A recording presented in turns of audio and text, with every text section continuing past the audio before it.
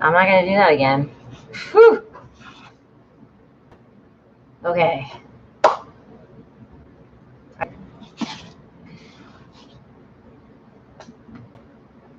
Not going to do whatever I did again. Nope.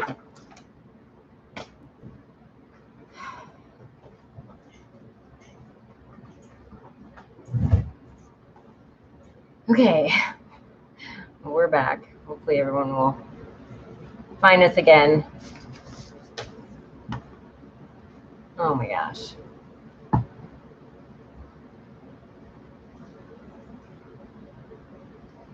Hey, sorry. I pulled on something. I'm not gonna pull it again. I won't try that again. So, yeah. Okay. Oh man.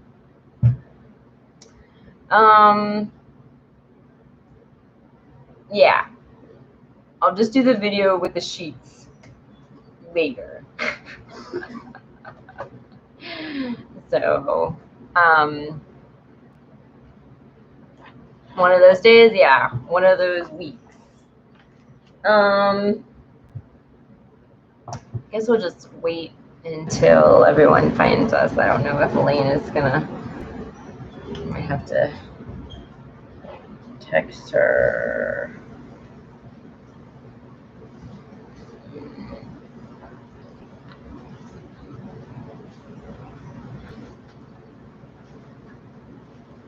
Yeah.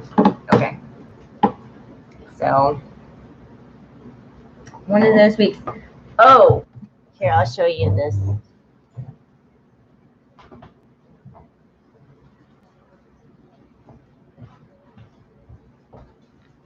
This is what the vet made for Horace. It's a little imprint of his paw, and everything. So, yeah, and so I wanted to show you that. Okay, I guess we'll just like dive right in. So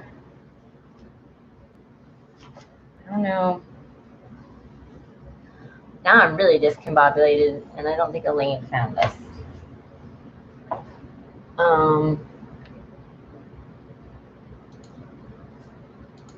Yeah. Because I think it might say, hold on one second. Let's see if it says the other one's still on.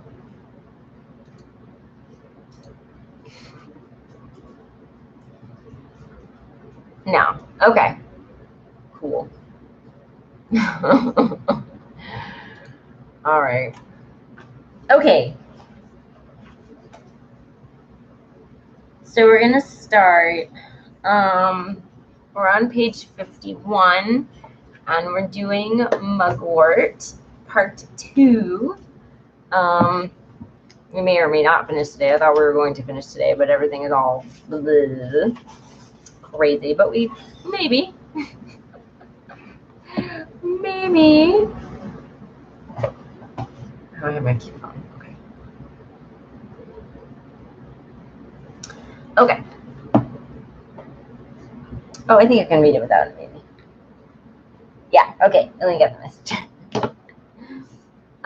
So we're on pulling at the tides, Artemisia, and the menstrual cycle.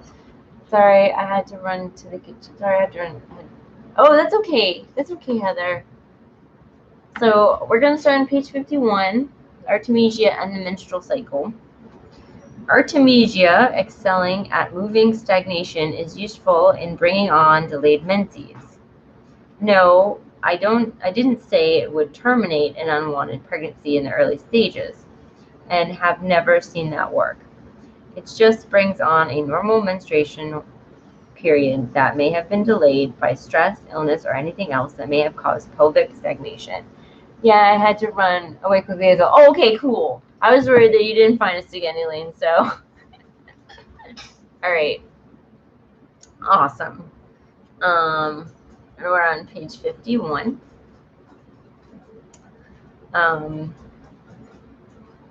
It's also been known to overstimulate bleeding in women already prone to that during their period, so use judiciously. So for me, I never have that problem. I always get my period, no matter what. In fact, I have it, well, in the tail end right now. So, what gets affected with stress is my digestion. That's the part that, if anybody else has this issue, it sounds like mugwort would be very helpful. And you don't want to use it if you have heavy bleeding. For those prone to stuck, clotty, crampy menstruation, though, it can be very helpful and smooth out the whole process. This can be applied both externally and internally. The tincture is usually significant internally, although a hot tea will act more quickly. An infused oil applied to lower abdominal and lower back can also be useful, especially for cramping. So right now is a good time to make an infused oil of it, at least in my area, because it's about yay high, and I get like the tops, like the really tender tops of it, and it's kind of resiny plant, which is cool.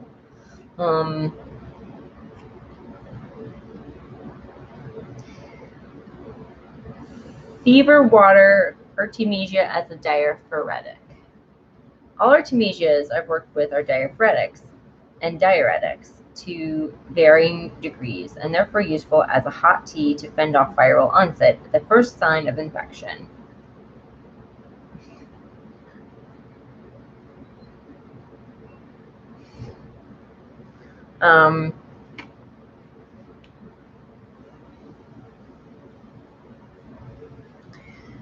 It won't taste nice, and most people won't actually drink it, but it does work. In general, I would choose something tastier in most cases, unless there's a specific reason. Hepatic complications, overt gut/mucosal inflammation, that artemisia is indicated for this purpose. It does also help with sinus pain and inflammation during cold and flu as well, and I often combine it with mucous membrane tonics like Biden's or yerba mensa for that purpose. Biden. Whoa, Loki.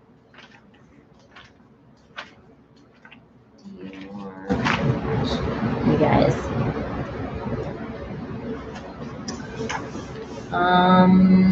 So this plant I've not heard of.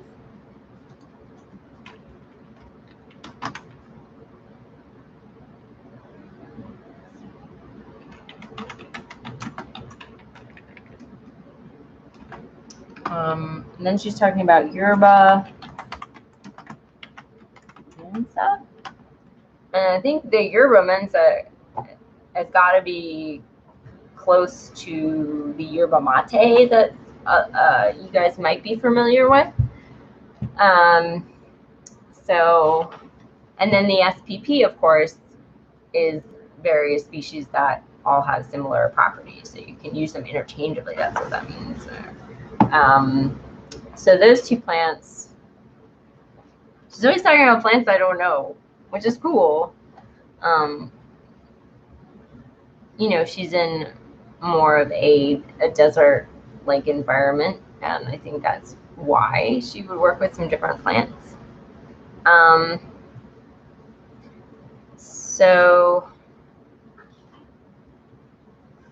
Okay, so these two artemisia seem the most effective at moderating hyper-secreting mucosa. There's an overall debate in how the different species within the genus stimulate or loosen secretions, and I certainly haven't tried them all, so I do suggest getting to know your local species with that in mind. So these are the two species. what she's talking about.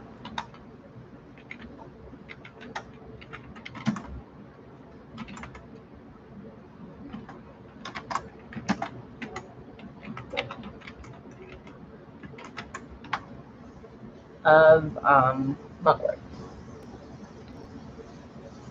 And I'm also going to read some from the Illustrated Herbary, because we had a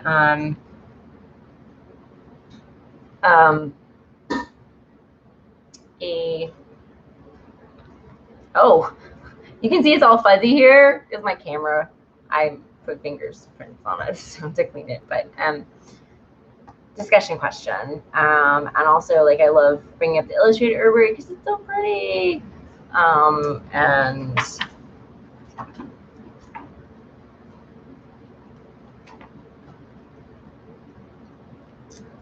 kind of mugwort pictures, you know.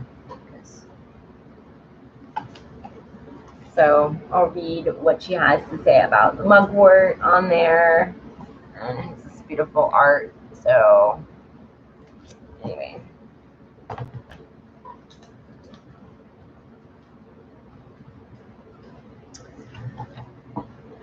So the bleeding heart, mugwort, and grief.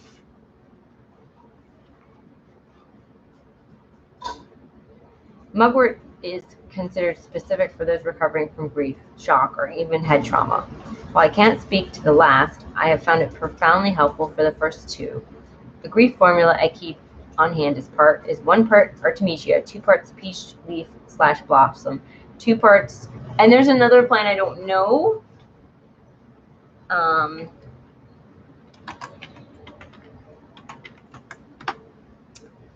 that's with an optional 10 drops of bleeding heart.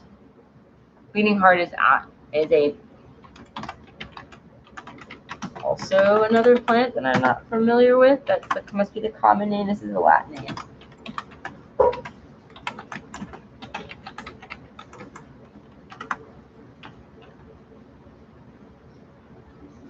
Yeah, let's get that right. Okay, so look up all these plants. So that's her formula for grief.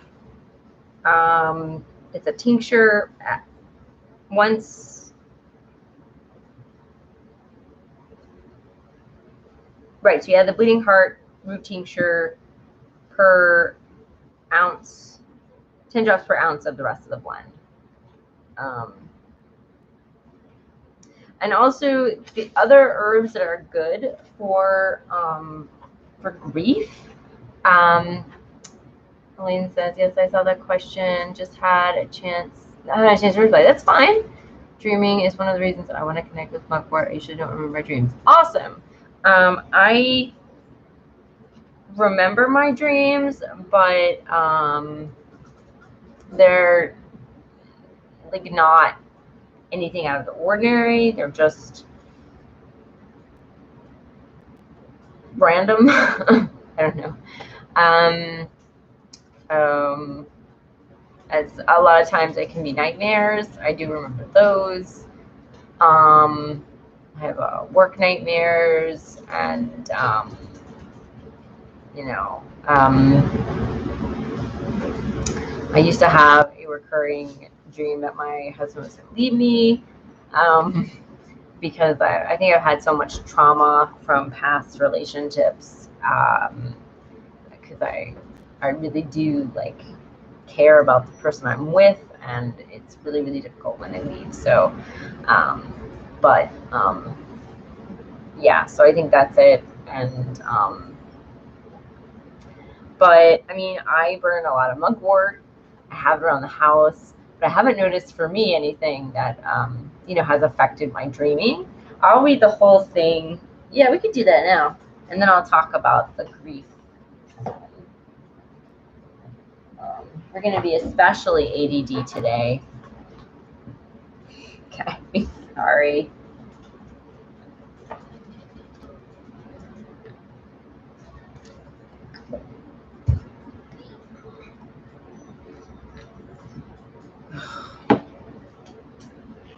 Okay, So this is again from the Illustrated Herbiary, and it's called Between Dreams. It's Mugwort.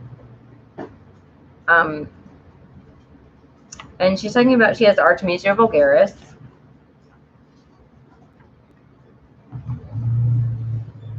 Mugwort lives in the space between deep rest and waking. She is the daughter of moonlight and protector of those who travel the dream time.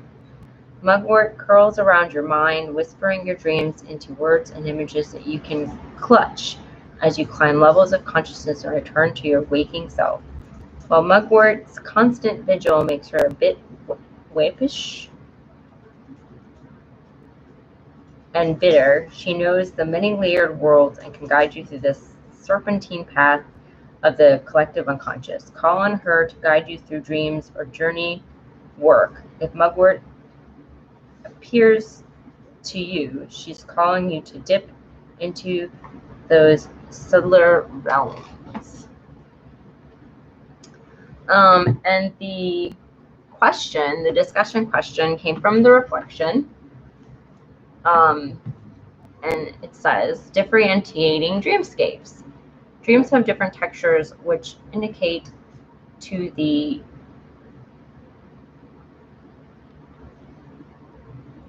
person whether a dream is a simple emptying of the unconscious mind or a passage into a different state of consciousness. Think back to your dreaming life. Can you remember dreams that felt different from your usual dreams? So for me, they're just regular, normal dreams. It's exactly kind of how I'd love. Awesome. Well, then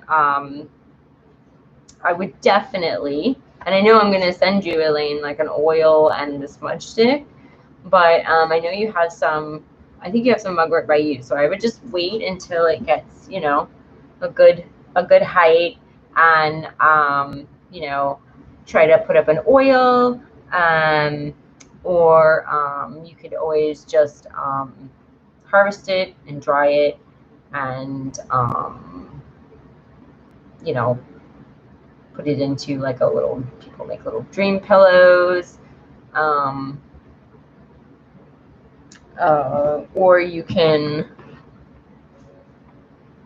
you know,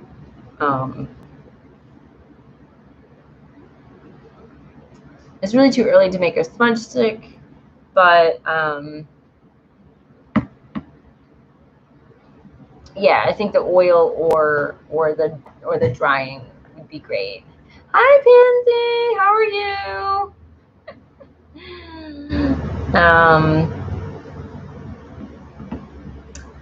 Perhaps, so just talking about, perhaps the color was brighter or the sequences are more realistic. Maybe you heard voices clearly or felt you received a message.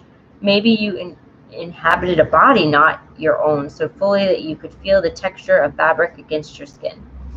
Know that there are different spaces within which you dream. Track their contours and peculiarities as you begin to differentiate dream states. You're creating a map of your nighttime journeys that will assist you as you further explore Mugwort's mysteries. So, Aileen, do you have this book? Do you have this book? That I was watching Downtown Abbey, the movie. I have not experienced that. I've not watched any of the Downtown Abbeys. Downton Abbeys. That's it. I always want to say downtown, but it's Downton.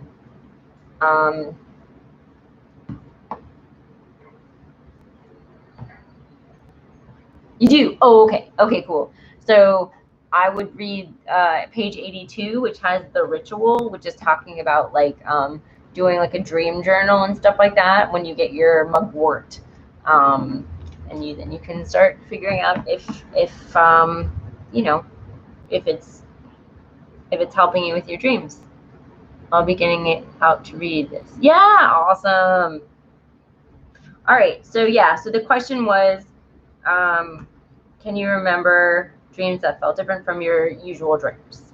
And that's what we're talking about. So that is from the Illustrated Herbiary.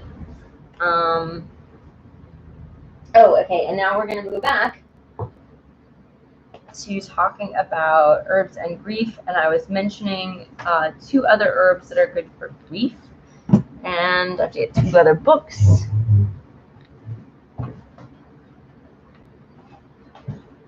Ha ha ha ha.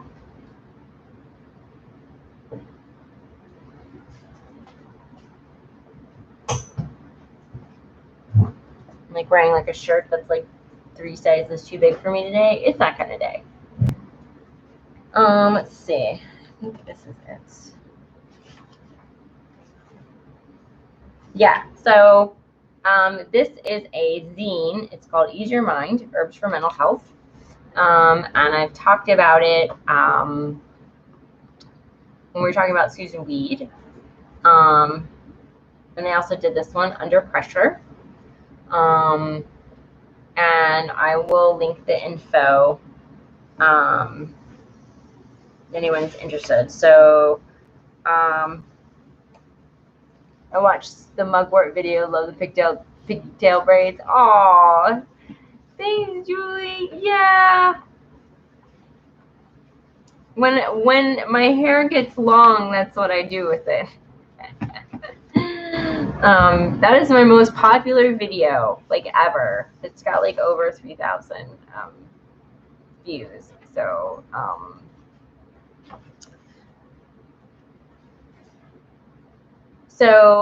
a couple of herbs that are also good for trauma and grief are hawthorn, which is good for your heart, but it's also good for your heart.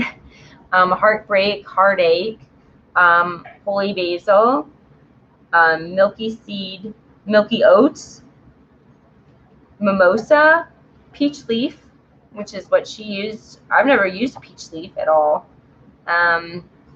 Peach leaf is an old Southern remedy, according to Phyllis D. Light, Alabama herbalist. She's really cool. Folks still take jars of peach leaf tea to the families of the recently deceased. It helps soothe the agitation of grief. Rose as well. So those are some other herbals that are really good for grief. And I was thinking of getting some hawthorn last time I went to the grocery store, but I forgot because I've been going through some grief as well, as you guys know. All right. So yeah, I'll put up the information. These little pamphlets are they're really great. These are local herbalists by me. And like just little, this is from the Under Pressure one. Herbs for Resilience. These both would be very good right now. Okay.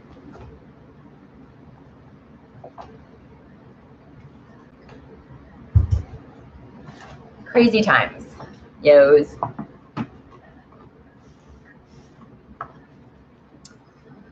All right.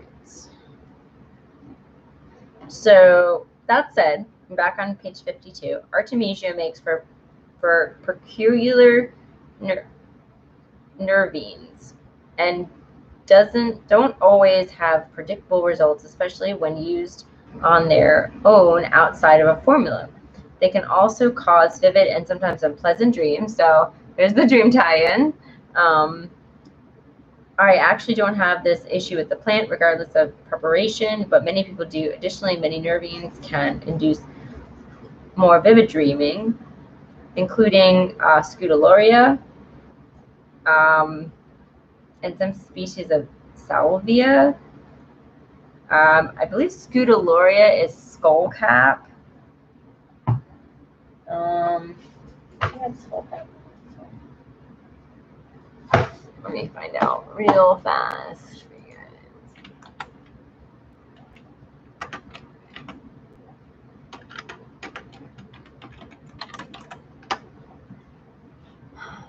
Yeah. So this is Scutelloria.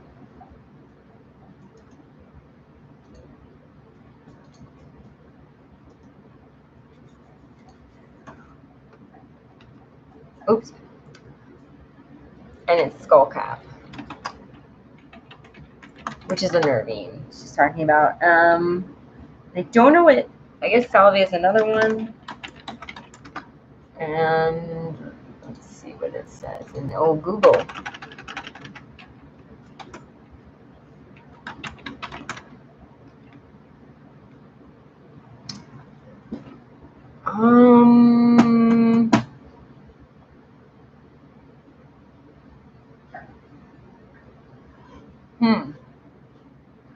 Oh, huh.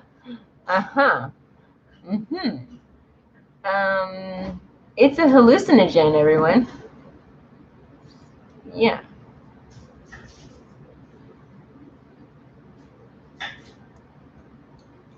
Uh-huh. Cool. Okay. This is a sage, also known as Sage of the Diviners. This is from Wikipedia. Oh, actually, I'll just have to link it to the Wikipedia page because it is too long. So let me link. Yep. So that one is a hallucinogen. Cool.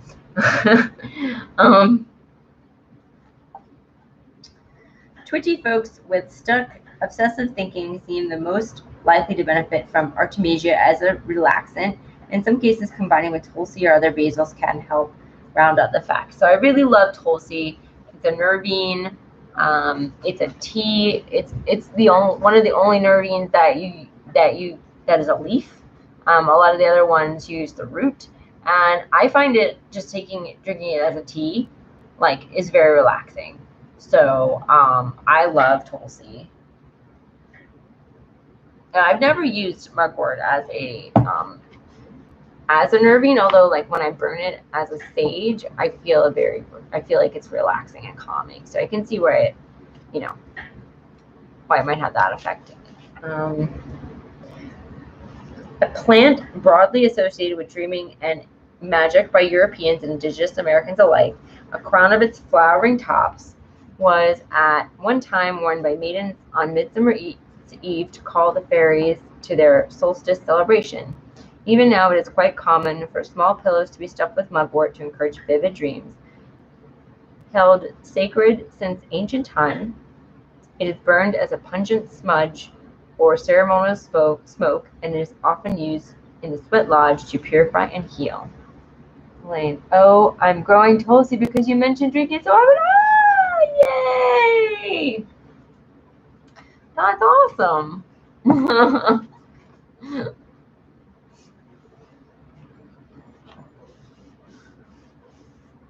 Well, you have to let me know what you think about it. And Elaine. Yeah. You haven't tried it. Okay, yeah. Yeah, let me know. It doesn't, it's in the, I think it's in the basil family, but it doesn't taste like a basil. It's not like a basil at all. So. Okay. Dressed in leaves, external applications. So this is page 53. We're almost done with the mugwort.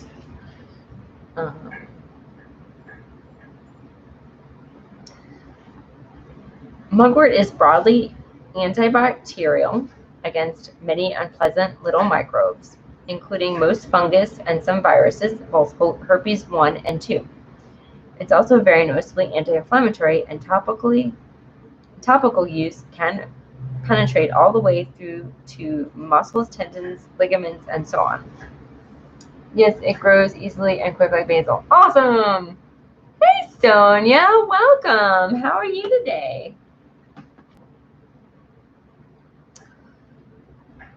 We're talking about mugwort today.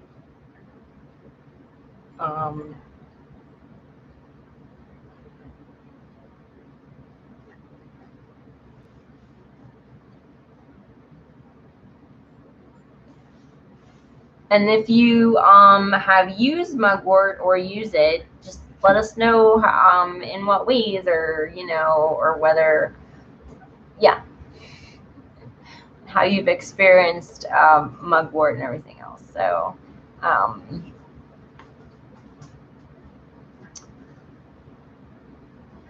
let's see. I've used it many times on various kinds of injuries, pulled muscles, good with goldenrod, insect stings, great with plantain, yarrow, or peach/cherry. Contusions, nice with cottonwood cuts, infections, nerve pains, and especially in anything itchy and irritated like contact dermatitis and poison ivy. Use the distilled tincture or a fermentation, not the oil. I'm good. Tried. Love mugwort. Just tried as incense. Awesome. Yes. Me too. And I also make the oil.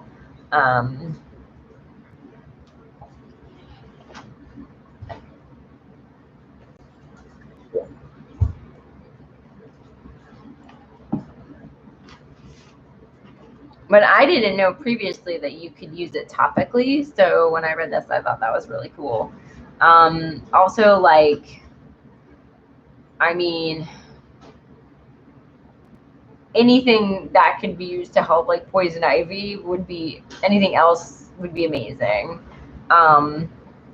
So the reason that you want to use a tincture or fermentation, and a fermentation is when you I don't know if she's gonna, I knew I should have gotten the Susan Weed out. I believe it's when you make a hot tea and you dip like a washcloth in the tea, and then you lay that onto like your poison ivy. Just gonna look it up.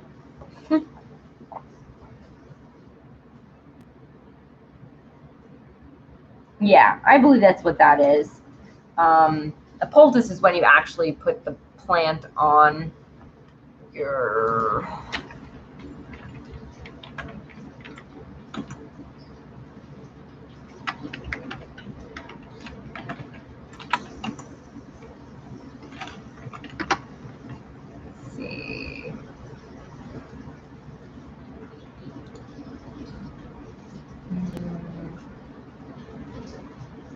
yeah.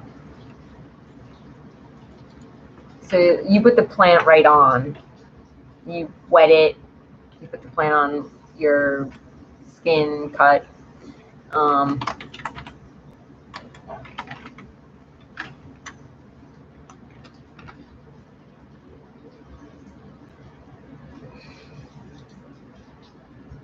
Okay, I'm not.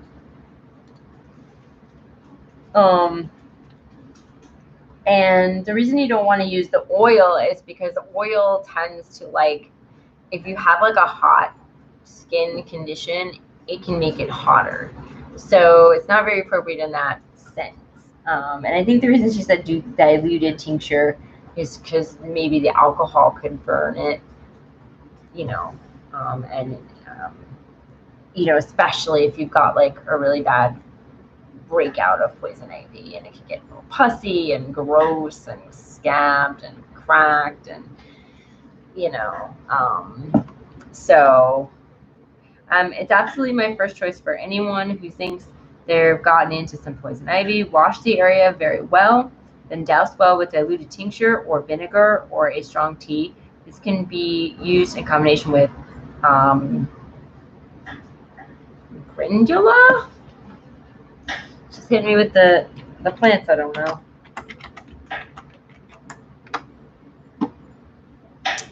Let's see.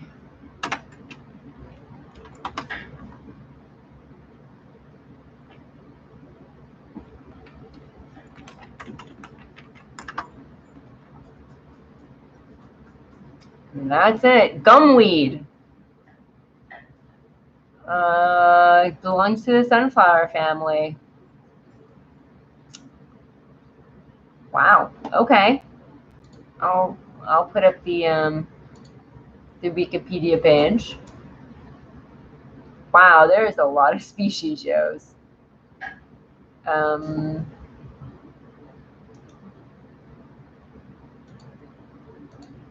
We do not have this by us, as far as I know.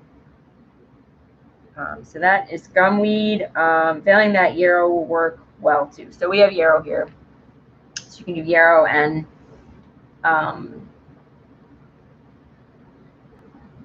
mugwort for poison ivy. Also, jewelweed is good. And plantain. You know, but you definitely want to wash it really well to get the oils like gone as much as possible. But it's cool because I also didn't know that about the mugwort. Just as when taken in internally, mugwort has a talent for moving energy, which also means that it helps allay pain, quicken recovery time, and prevent pooling of blood, bruising, or energy that could result in chronic pain from poorly healed injury. It's incredibly multi-purpose and combines well with many other herbs. I don't see it that often in salves, but it's a wonderful choice for any all-purpose salve. When washing, use cool water for poison ivy. Oh, thank you. Thank you, Heather. Yes. Awesome.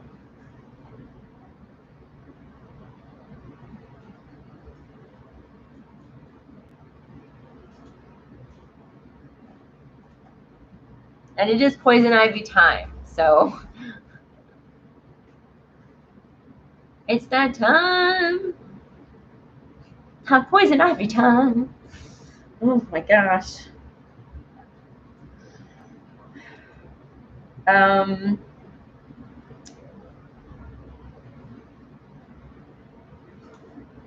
It's also my most common spit poultice for nearly anything, not simply because it's so amazingly effective, but also because it's everywhere here. In fact, it may be the single most common plant in our canyon. So everyone knows what spit poultice is. You chew up some of the plant in your mouth, and then you stuck it on wherever you need it. As previously mentioned, the infused oil can also make a great uterine massage oil for cramps, achiness, and general uterine or ovarian discomfort with tightness or cramping. This plant has a certain affinity for the reproductive and system, and can sometimes even help focus and center labor pains when rubbed over the womb area. So that's cool. Sometimes I do get cramps with my period. I didn't used to, but now I do. So I'll have to remember that because I have some mugwort oil here at the house. And I might add it to my all-purpose salve. Like I have an all-purpose salve on my Etsy shop. So that would be a cool addition to add. I'm also partial to Artemisia as a musculoskeletal healer. Years ago, a client hurt her foot by misstepping in a rocky area and damaged the muscles in the center of the instep. The injury hurt bad enough to cause a slight limp, and even after a week or so didn't really improve. I suggested she soak it in a strong infusion of mugwort several times a day. 2 days of this, and the foot was 50% better. So of course she promptly stopped doing it, thinking it would finish up on its own. But a week later, her foot hadn't healed any further at all. When she resumed the soaks, the foot recovered completely. I've repeated this treatment several dozen times now to mild to moderate muscle injuries or strains with good results. If the damage is deeper, more severe, goldenrod, Solomon seal, snakeweed, cottonwood may be added for better results depending on the nuances of the injury. And the got bad cramps as a teenager, was put on meds after I had child, hardly had cramps again. Yeah, some people get put on birth control to help with the cramps. A friend of mine literally had so bad cramps she had to call out from school, and she was just like on the couch, like. And for me, like it wasn't bad until like I got older, and you know, now it's kind of wacky. And yeah, I mean, I would be like, period, what period? You know, when I was in high school. So now it's just like, oh, it's gonna be rough for like 4 days. Yeah. So that was you, Heather. Well, if you still have cramps, you can do some mugwort oil. And all this stuff would have come in handy when my husband like sprained his ankle super bad like 2 years ago. And I think that would have been cool if I had known to tell him to do this, but it wasn't birth control. Not sure what it was. Okay. Yeah, I was just mentioning that as an aside. Pansy, that some of the medication they give people is birth control. Yes. And I'm sure if it was birth control, your doctor would have told you. I wonder what it was though, because it'd be interesting to know what else people get put on. I got pence as a teenager, but now I'm past that. Yes, Sonia. Yay! Now in menopause, so no cramps. Yay! Yay for no cramps. But everyone else has cramps. Try some mugwort oil, and maybe it'll help.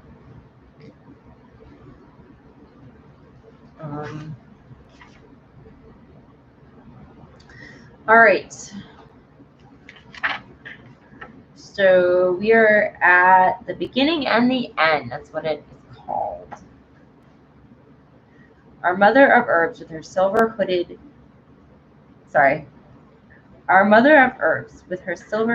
pulled low over her many-faced visage is a multi-faceted ally that manages to be powerful while still common, abundant while still enigmatic, and feral while still gentle. She is the purifying smoke and the restorative brew. Talisman to a weedy tradition, Artemisia reminds us of the power of making medicine with what is right here and has been with us since the beginning. Woohoo! So now I'm going to read the details and dosages. So this is the last page. Preparations. Fresh plant tincture or vinegar at any stage. So the vinegar pulls out the minerals. If you want to, if you want the minerals from the plant. Most aromatic in spring and more bitter after and during flowering. Dried flower tops or young leaves make a good tea or cold infusion. The volatile oil content drops dramatically during flowering, and that may be desirable for tincture use in some cases, but I don't find it ideal for infused oil at all. So I usually make oils from fresh, smelly green bits in mid-spring. That's when I do it too, because it's super strong and sticky and resiny, and it just smells amazing. And then I make oil from, the flowering tops later in the summer. And then I combine the oils to use in my favorite salves, ligaments, and massage oils. It seems to work extra nice and has a certain rich scent you can't get from either on their own. Maybe I'll try that, because usually I just do it once, and don't do it when it's like doing the flowering. So dosage. A few drops to a few mLs of tincture depending on the situation. Less for nervine properties in sensitive people, and more for more psychologically based digestive issues. Cold infusions specifically for hepatic and gastric needs, so the liver and the digestive system. Tea by the cup as a diaphoretic, and diaphoretic makes you sweat. As needed It is very bitter though and can be difficult to get anyone to drink it. The vinegar or infused oil may be used in foods. Salad dressings are good to taste as well as medicinally. Yeah, so the cool thing about the vinegars is you can turn it into a salad dressing and it doesn't even seem like a medicine. Cautions and counterindications. This has the tendency to cause vivid dreaming and better dream recall, but there are no promises your dreams will be pleasant or worth remembering. Hopefully everyone's are. Use with caution in individuals with a history of nightmares or insomnia due to fear or trauma. Generally a safe and gentle herb, but due to emmenagogue actions probably should not be used internally during pregnancy, despite traditional use as a uterine protectorant during the early stages of pregnancy. So like everything in herbal and pregnancy, only use if you really know what you're doing. Otherwise, don't use it. And in a megagog, I know I've looked up that word before.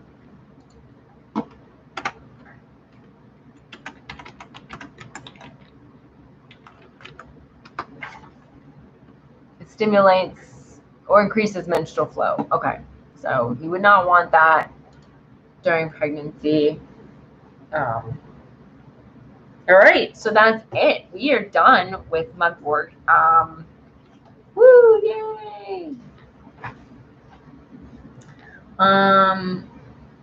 We are gonna start Blue Mountain Tea, the Granny Woman's Goldenrod. So we're gonna start Goldenrod, which is page 56 next week. That blooms in the fall, so it's not exactly the season for it, but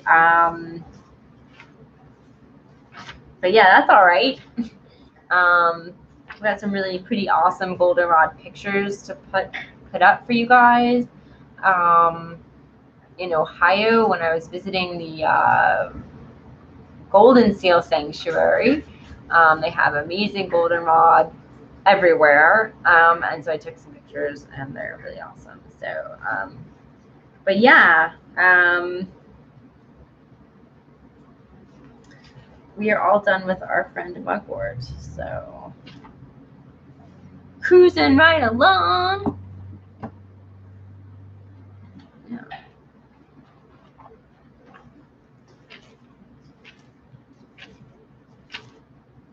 So if anyone has, yeah. So does anyone have anything else they wanted to add about mugwort? You can always add it in the Facebook group. Let's see if I've got anything. I don't have mugwort in this one, or I think in this one.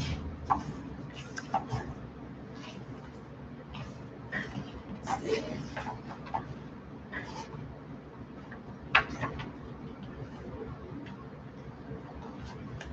We are cruising. We are cruising.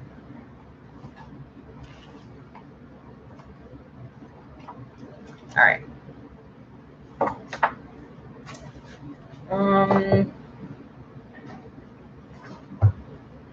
Yeah, I think that's it. Anyone have anything else to add?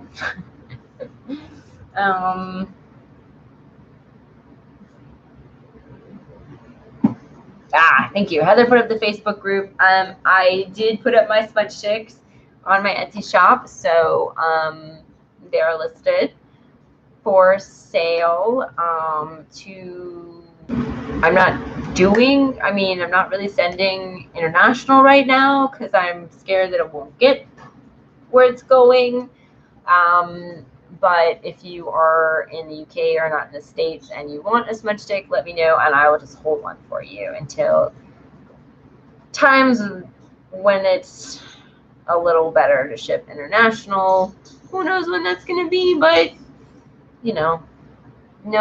just that I'm loving this book so far. Awesome, Elaine. I'm glad. I am also really liking it. We pick. Sometimes I pick these books out on a whim, and and it works out really well. I mean, Susan Weed book. I had read bits and pieces of it over the years, so that's why I was like, that one I want to start with. But this one is completely new, and I'm really glad. So Heather said, I found 2 beautiful marjoram plants today. I was having trouble finding it, and it ordered seeds yesterday. Oh! So wait, did you find them in the garden, and then now you have seeds coming?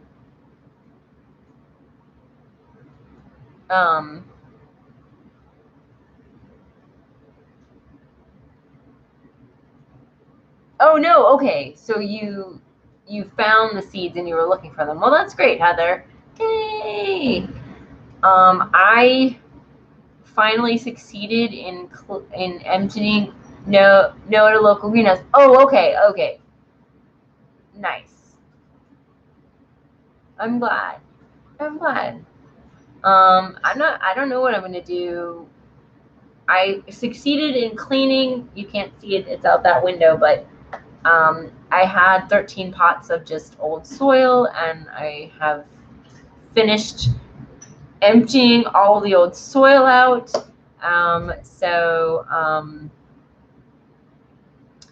And I don't know what I'm going to plant in it, but all the pots are finally empty. They have just been sitting out there dead and neglected. I have one tiny comfrey plant, and that's it. So I'm not sure what I'm going to do with my outdoor space, so I'll have to figure it out. I will plant the seeds when they arrive too. Nice. You can't have too much marjoram, right? Plant cleavers. I'm just wondering if it's too late to plant them since we're going into like the hot time, but I could try it. So I've got some soil. Actually, I should go to like my local Lowe's and get some soil. Oh, exciting. Maybe some tulsi for your tea? Oh, I could grow some tulsi. I never even thought about it. Like, I haven't been able to get out there for a long time due to health reasons. Try at your purchase, Sadie. I will try it. Especially since I'm going to be out of work. So I will have time to do all of the projects. And I have so many. So that'll be really, really good. Yeah. All right. I will definitely try it. I found though like a huge patch locally, which is really cool. But yeah. All right. Yeah. Should try both of them. See if I can make something grow out there. Everything kind of dies. I don't know. I'm just better at the wild crafting. But maybe it's just something I have to learn and practice with. I had echinacea out there. I had several comfrey plants. I tried to grow St. John's wort. I tried to grow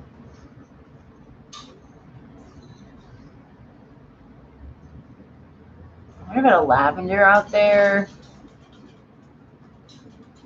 I did have a lavender out there. It's good therapy growing. Yes. Yeah, that's why I wanted to do it during this time. I thought it would be really good. You don't have to only if you want to. Well, I'm going to try.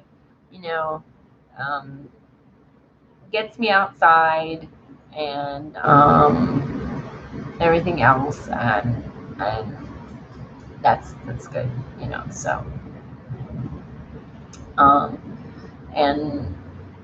And that space is really sad out there, so it'd be really nice to be able to make it nice and be able to like sit outside. It's it's a porch, it's a deck. We're on the second floor. It overlooks my little street, and that's really awesome. Like, just really happy to have it, and it's been so pathetic. But you know, sometimes when you have health issues, it's just really hard. So to get to things, do things, to, you know. I'm like, even if I do it for an hour, it's all right. It's all right. So but I love goldenrod. So, and I'm excited. And then after that, we're going to do pantry medicine, onion poultices, syrups, and tinctures, which sounds awesome.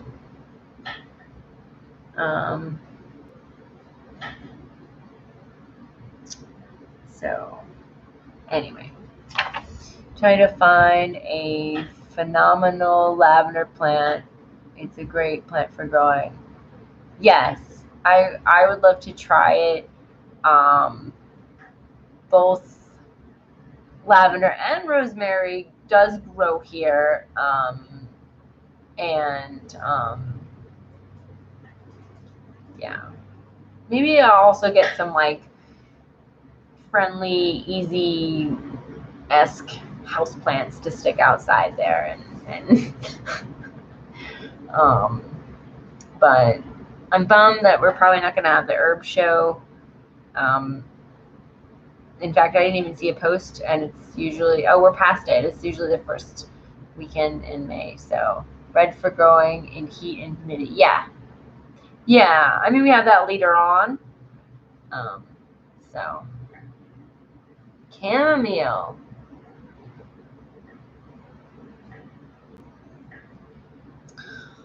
We'll see. I've got like 12 pots of varying sizes. Guys, hit the thumbs up for me. You will.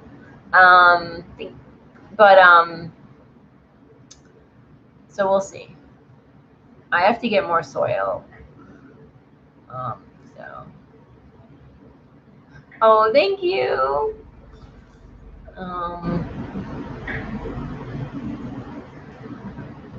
All right. Then I might take a picture of the space and ask you guys, like, what do you think I should do with this? I don't know. So that ends Mugwort, and sorry it was so crazy today. Sometimes a little more ADD-ish going on and everything. I got very excited when someone says planting. Planting!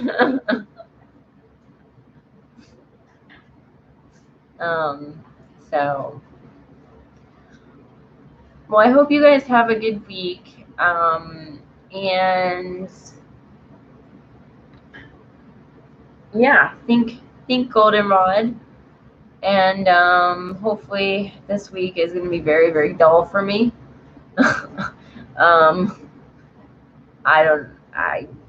Yeah. And everything else. So thanks for coming. And hanging out. Aw, thanks, Elaine. I'll see you next week at 3.